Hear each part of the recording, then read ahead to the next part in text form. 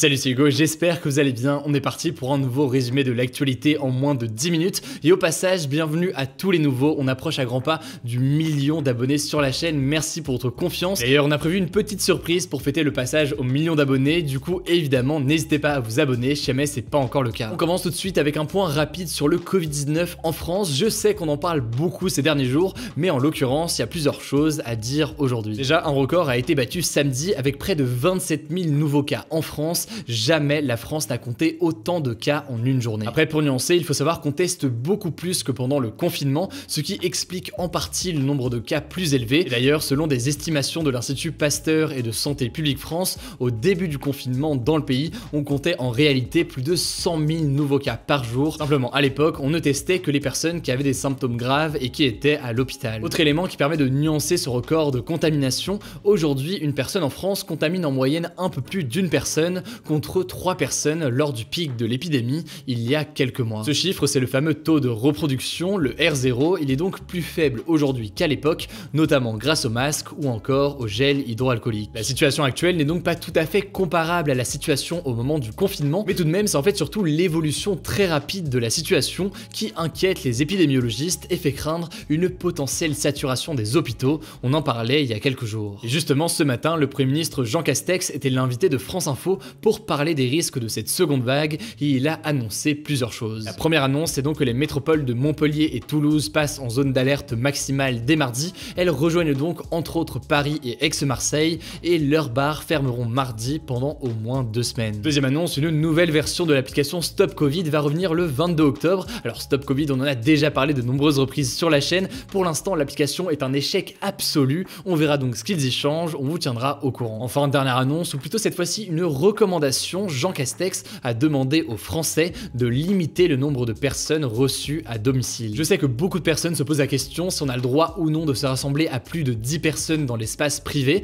comme chez soi par exemple. Eh bien sachez que oui, c'est tout à fait autorisé, mais ce n'est pas du tout recommandé, puisque c'est souvent dans ces cadres privés qu'on fait moins attention aux gestes barrières et que les contaminations ont lieu. Voilà donc pour cette petite mise au point sur le coronavirus. Au passage, Emmanuel Macron sera interviewé sur TF1 et France 2 à 19h55 mercredi, et évidemment on vous tiendra au courant des annonces. On passe à un deuxième sujet en France. Je voulais revenir rapidement avec vous sur l'attaque du commissariat de Champigny-sur-Marne qui a eu lieu ce week-end. Samedi soir, une quarantaine de personnes ont attaqué le commissariat de Champigny-sur-Marne dans le Val-de-Marne à coups de barres de fer et de tirs de mortier d'artifice. Heureusement, il n'y a pas eu de blessés. Par contre, des vitres ont été brisées et plusieurs véhicules de police ont été endommagés. Alors attention, les mortiers d'artifice, ça n'a rien à voir avec les mortiers comme armes de guerre. En fait, ce sont des engins pyrotechniques qui sont utilisés par des professionnels normalement pour lancer des feux d'artifice. Mais le truc, selon des syndicats de policiers, c'est qu'ils sont de plus en plus détournés, notamment pour attaquer la police, et ça donne des résultats assez impressionnants, comme vous le voyez actuellement avec ces images. Alors c'est pas la première fois que ce commissariat est victime d'une attaque, puisque des tirs de mortier avaient déjà eu lieu en avril pendant le confinement,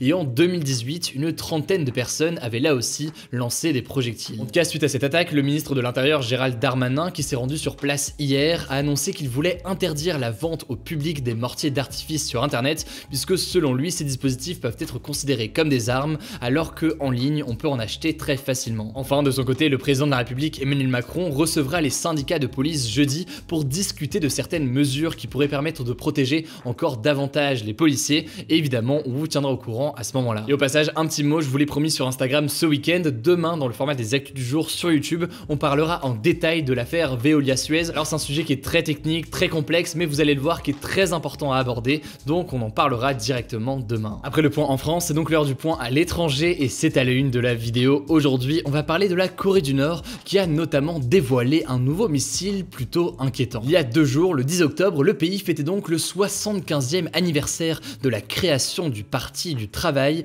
le parti du leader nord-coréen Kim Jong-un. Comme chaque année, la Corée du Nord organisait donc un défilé militaire immense qui avait lieu cette fois-ci sans aucun journaliste étranger à cause du Covid-19, mais mis à part ça, il n'y avait aucun geste barrière, pas de masque ni rien. La raison, elle est simple, la Corée du Nord revendique 0 cas de coronavirus. À cette occasion, le pays a donc dévoilé un immense missile balistique intercontinental, autrement dit un missile extrêmement puissant qui pourrait être lancé jusqu'à d'autres continents comme l'Amérique ou encore l'Europe, le tout en contenant potentiellement des têtes nucléaires et donc en faisant énormément de dégâts. Alors vous le voyez sur ces images, le missile mesure au total 25 mètres de long, ce qui qui serait le plus gros missile mobile à combustion liquide jamais vu, d'après un chercheur de la fondation Carnegie qui œuvre pour la paix internationale. Alors pour l'instant, les experts ne savent pas si ce missile fonctionne, ni même si la Corée du Nord possède la technologie pour le lancer dans l'atmosphère, mais ça reste une démonstration de force très importante, d'autant plus que le pays possède aujourd'hui des armes nucléaires. Ça c'est donc l'actualité qui inquiète, mais il y a aussi une actu positive,